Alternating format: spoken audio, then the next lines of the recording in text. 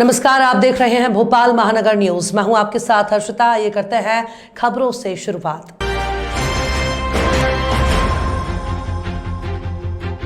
मध्य प्रदेश में 27 फरवरी से शुरू हुआ विधानसभा का बजट सत्र के हंगामे की भेंट चढ़ने के आसार दिखाई देने लगे हैं।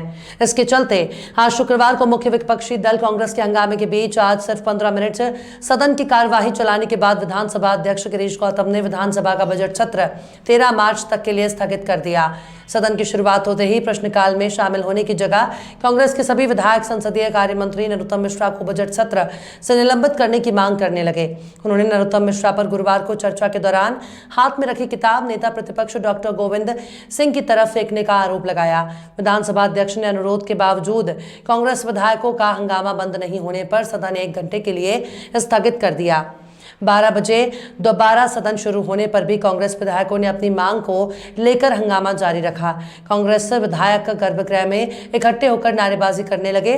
आसंदी की समझाइश के बावजूद जब वे नहीं माने तो विधानसभा अध्यक्ष ने शोरगुल के बीच दिन भर के लिए तय कार्यवाही सिर्फ 15 मिनट में खत्म कर दी और सदन 13 मार्च तक के लिए स्थगित कर दिया।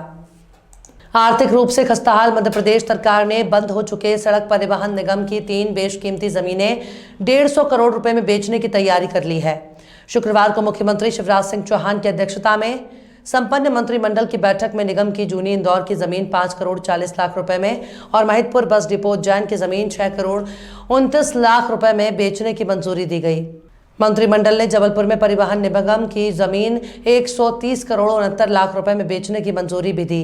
मंत्रिमंडल ने झांसी में निगम की जमीन उत्तर प्रदेश को देने पर भी सहमति बनी। जैसा कि आपको मालूम है कि पिछले महीने फरवरी में खजाना खाली हो जाने के कारण सरकार ने बॉन्ड और शेयर गिरवी रखकर करीब 14,000 करोड़ रुपए का कर्ज लिया था। सरकार चालू वित्त वर्ष में 25,000 करोड़ रुपए का कर्ज ले चुकी है और वर्तमान में उस पर 3,51,000 करोड़ रुपए का कर्ज हो चुका है। यानी प्रदेश का हर व्यक्ति 41,000 रुपए का कर्जदार हो गया।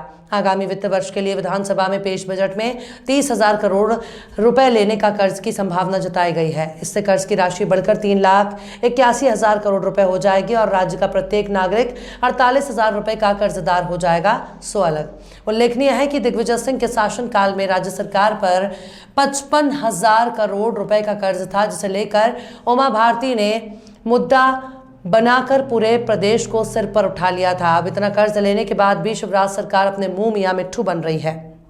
मध्य प्रदेश हाईकोर्ट द्वारा हर महीने 25 पुराने केस निपटाने के निर्देश से नाराज वकीलों की प्रदेश व्यापी हड़ताल 8वें दिन भी जारी रही। भोपाल में इस दौरान वकीलों ने एक बैठक की और 12 मार्च तक हड़ताल जारी रखने का निर्णय लिया।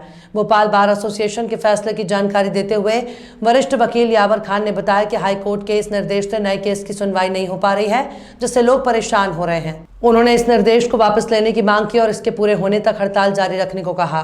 भोपाल स्टेशन के जीआरपी थाने के थाना प्रभारी नितिन पटले ने बताया कि एसपी रेल हितेश चौधरी को एक सूचना मिली थी कि हरियाणा की एक बच्ची का अपहरण हो गया और अपहरण करने वाले व्यक्ति की लोकेशन भोपाल रेलवे स्टेशन में दिख रही है और यदि जल्द उसको पकड़ा नहीं गया तो वो कहीं और भी जा सकता है।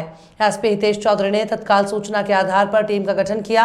हितेश चौधरी ने बताया कि बुधवार को सूचना मिली कि गुरुग्राम हरियाणा के थाना राजेंद्र पार्क से 15 साल की एक बच्ची का अपहरण हुआ है, जिसकी लोकेशन भोपाल रेलवे स्टेशन की मिली है। सूचना मिलते ही बालिका की तलाश में और रोकने और अपराधियों को पकड़ने में लगाई गई कुछ समय की तलाशी के बाद टीम ने बच्ची को सकुशल स्टेशन परिसर से ही बरामद कर लिया। साथ ही उसका अपहरण करने वाले आरोपी मोहम्मद शादाब, जो कि निवासी खतौली मुजफ्फरपुर उत्तर प्रदेश, को गिरफ्तार कर हरियाणा पुलिस के हवाले किया गया। आरोपी के खिलाफ आगे की कार्रवाई हरियाणा पुलिस द्वारा की जाएगी। आम चुनाव से पहले पूर्वोत्तर के 3 राज्यों के विधानसभा चुनावों में भाजपा के सत्ता में वापस आने का साफ अर्थ है कि गौतम अडानी जैसे तमाम मुद्दों के बावजूद भाजपा चुनावी जोड़तोड़ में सभी राजनीतिक दलों से आज भी आगे है। भारत जोड़ो यात्रा का भी सीमावर्ती अंचल में कोई असर नजर नहीं आता। भाजपा के लिए एक अच्छी खबर है, लेकिन समूचे विपक्ष और शेष भारत के लिए ये एक झटका है। आंकड़ों के हिसाब से देखें तो मामला एकदम उल्टा है, क्योंकि भाजपा को इन चुनाव में कुल 179 विधानसभा सीटों में से कुल जमा 46 सीटें ही मिली हैं।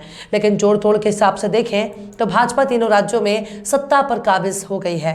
त्रिपुरा को छोड़ मेघालय और नागालैंड में भाजपा सत्तासीन होगी। हमारे मित्र कहते हैं कि भाजपा ने इन चुनावों में 46 के बजाय यदि 16 सीटें भी जीती होती तो भी सत्ता में भाजपा ही होती, क्योंकि इन राज्यों के शेष 6 छोटे दलों के पास 2 या 2 से कुछ ज्यादा सीटें ही हैं और ये सब अंततः भाजपा की पिछलग्गू होते। आंकड़े बताते हैं कि इन राज्यों में भाजपा को 26% वोट मिले, जबकि कांग्रेस को मात्र 8% वोट।